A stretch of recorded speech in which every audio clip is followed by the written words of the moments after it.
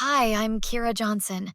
After 20 years as a fraud investigator for an insurance company, I've developed a pretty good nose for when someone's story doesn't add up. Too bad I didn't listen to my instincts about my daughter in law sooner. Mom, this is huge. Lead developer at 30. My son Tyler was practically bouncing in his seat at Marcello's, his favorite Italian restaurant where we were celebrating his promotion. I'm so proud of you, honey. Your dad would have been over the moon. I reached across the table to squeeze his hand. Vanessa deserves credit too. She's been pushing me to ask for this promotion for months. I smiled at my daughter-in-law, who was scrolling through her phone. Is everything okay, Vanessa? Just checking our investment account. With Tyler's new salary, we should increase our monthly deposits. She flashed that perfect smile that never quite reached her eyes. That reminds me, Tyler said between bites of lasagna. Vanessa's got an amazing opportunity through her old college roommate. Tech startup with guaranteed returns. I raised an eyebrow. I thought your roommate was studying literature? Wasn't she from Ohio? Vanessa barely missed a beat. Different roommate. This one was from my sophomore year at USC. We reconnected last month. But you transferred to USC junior year. You told me you spent freshman and sophomore years at Berkeley. The slight tightening around her eyes was almost imperceptible. Did I? Must have mixed up my timeline. College was such a blur. The drive home was quiet. Tyler had taken an Uber since he'd had a few glasses of wine celebrating. Vanessa was in my passenger seat, and I could feel tension radiating off her.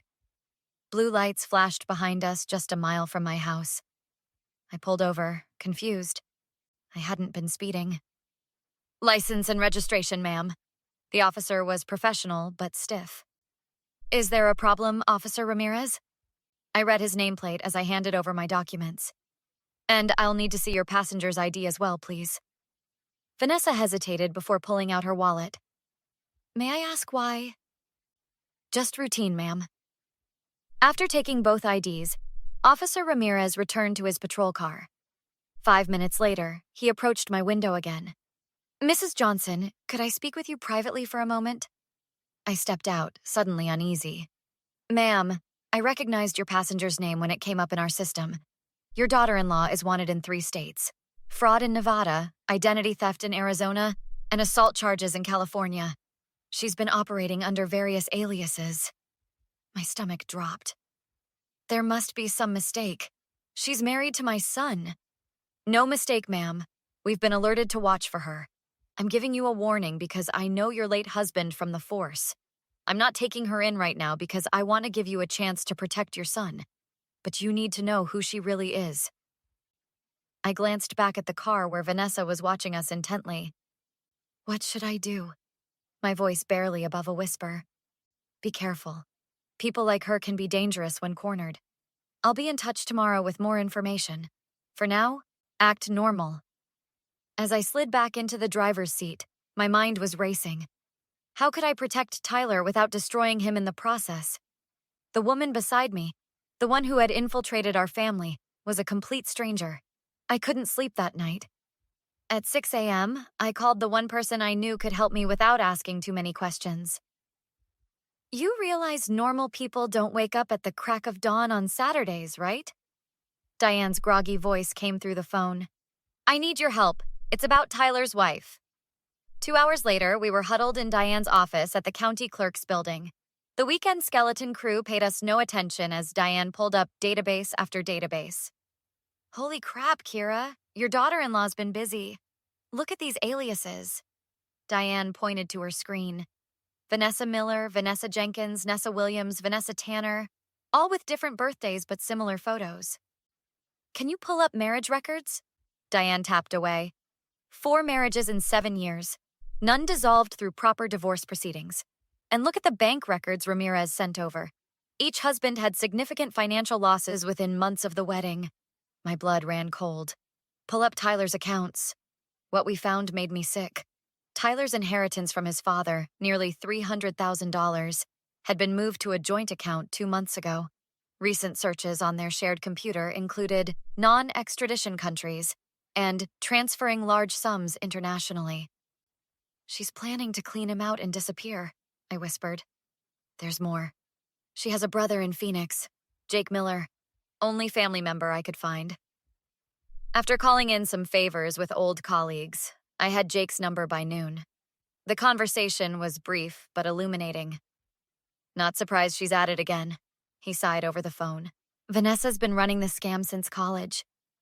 Finds a good guy with money or potential, love bombs him, gets access to his accounts, then ghosts with everything she can grab. Why haven't you stopped her? You think I haven't tried?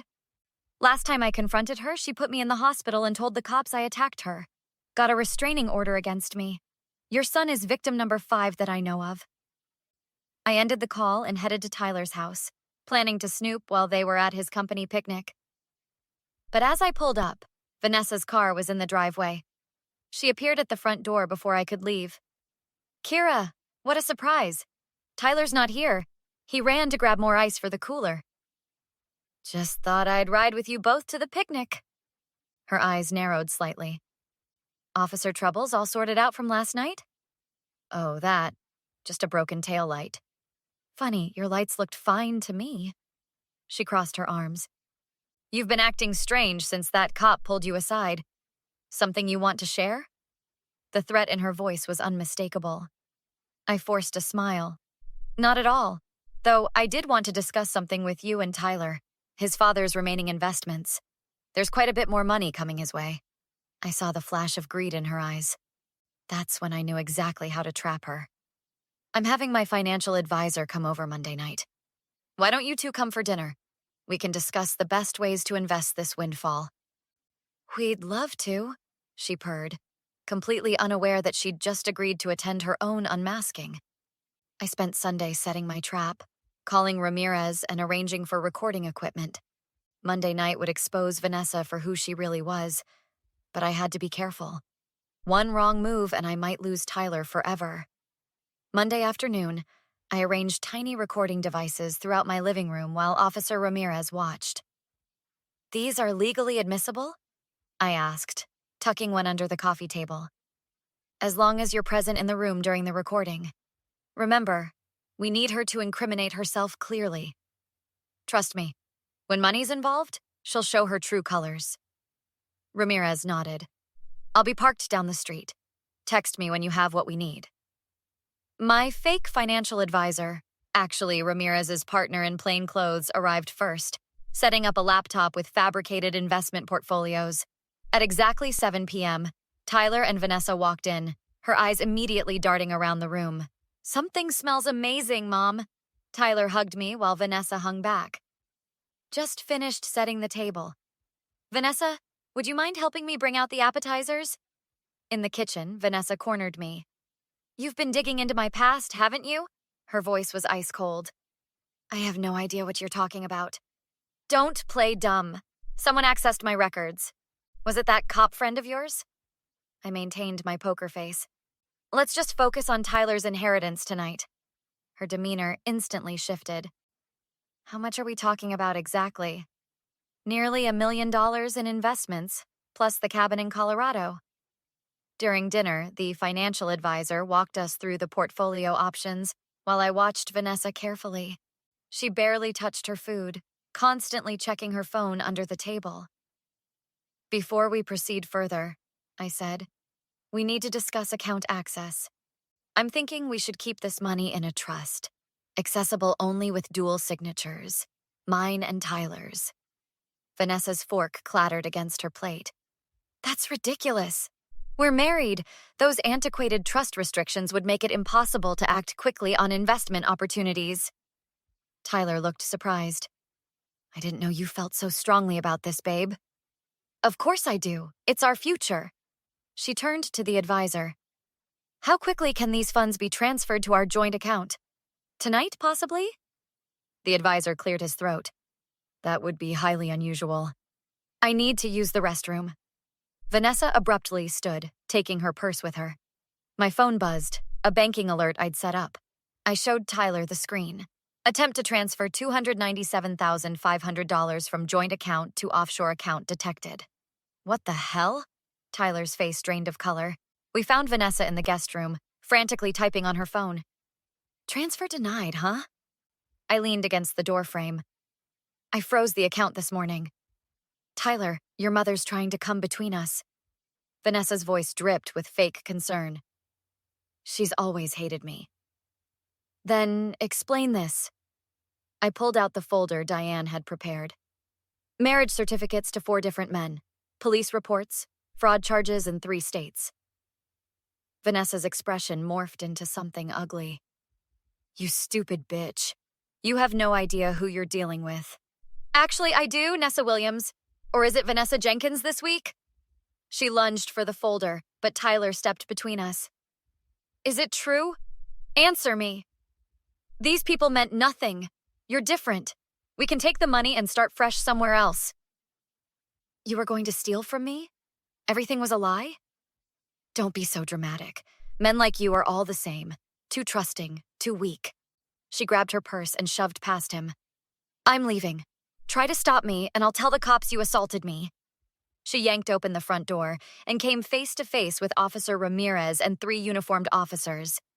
Vanessa Miller, you're under arrest for fraud, identity theft, and violation of probation. As they cuffed her, she spat toward me. This isn't over, Kira. Not by a long shot. The squad car pulled away with Vanessa in the back seat, still hurling threats that faded into the night. Tyler collapsed onto the porch steps, his head in his hands. How did I not see it? All the inconsistencies, the pressure to access my accounts. His voice cracked. I sat beside him, giving his shoulder a gentle squeeze. Con artists are professionals, honey. She knew exactly what she was doing. 3 days later, we sat in a stark courtroom, waiting for Vanessa's arraignment. Tyler hadn't slept much, the dark circles under his eyes telling their own story. You don't have to be here, I whispered. Yes, I do. I need to see this through. When they brought Vanessa in, she looked nothing like the polished woman who'd charmed her way into our lives. Her jail jumpsuit hung loosely, and without her usual makeup, she appeared older, harder. The prosecutor stood. Your Honor, the defendant is charged with multiple counts of fraud, identity theft, and violation of probation across 3 states. We're also adding attempted grand larceny based on her actions 3 days ago. How does the defendant plead? Not guilty. Vanessa's voice was flat, emotionless. Bail, Your Honor? Her court-appointed attorney asked. Given the flight risk and multiple outstanding warrants, bail is denied. The defendant will remain in custody. Vanessa's eyes locked on Tyler. Baby, this is all a misunderstanding. Tell them we were planning a surprise investment. Tell them... Tyler stared straight ahead, refusing to meet her gaze. Outside the courtroom, Officer Ramirez approached us with a thick file. Thought you might want to see this. Full background check on Miller. She's been running this scam for nearly a decade. 5 marriages, over $2 million in stolen assets. Will she do serious time? Tyler asked. With the combined charges, she's looking at 15, 20 years minimum.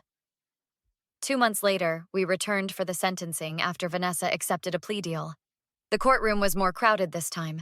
3 other men sat in the gallery, all former husbands. The judge reviewed the case files. Miss Miller, your pattern of deception and theft is extraordinary. You've left a trail of financial and emotional devastation across multiple states. Vanessa attempted to look contrite. Your Honor, I've made mistakes. Save it for someone who hasn't read your prison communications, the judge cut her off. Where you explicitly stated, and I quote, once I'm out, I'll find richer targets. The sentence came down, 18 years, to be served consecutively with sentences from Arizona and Nevada. As Vanessa was led away, she stopped in front of Tyler. I really did love you, you know, more than the others. That might be the only honest thing you've ever said to me, Tyler replied, but it doesn't change anything. 6 months later, Tyler and I sat on my back deck watching the sunset. The divorce was final, and most of his money had been recovered. You know what still bugs me? Tyler swirled his iced tea. That cop just happened to recognize her that night. I smiled. Let's just say Mother's intuition had me checking her background weeks before. Ramirez owed me a favor. Tyler laughed, the first genuine laugh I'd heard in months. Remind me never to get on your bad side.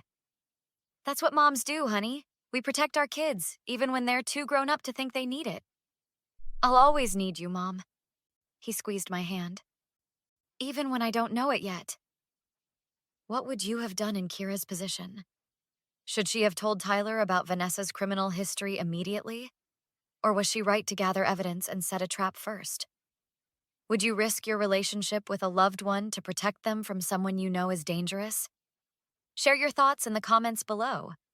Would you have handled things differently? If you enjoyed this revenge story of justice served, hit that like button and subscribe for more stories about standing up to toxic people. New stories uploaded daily.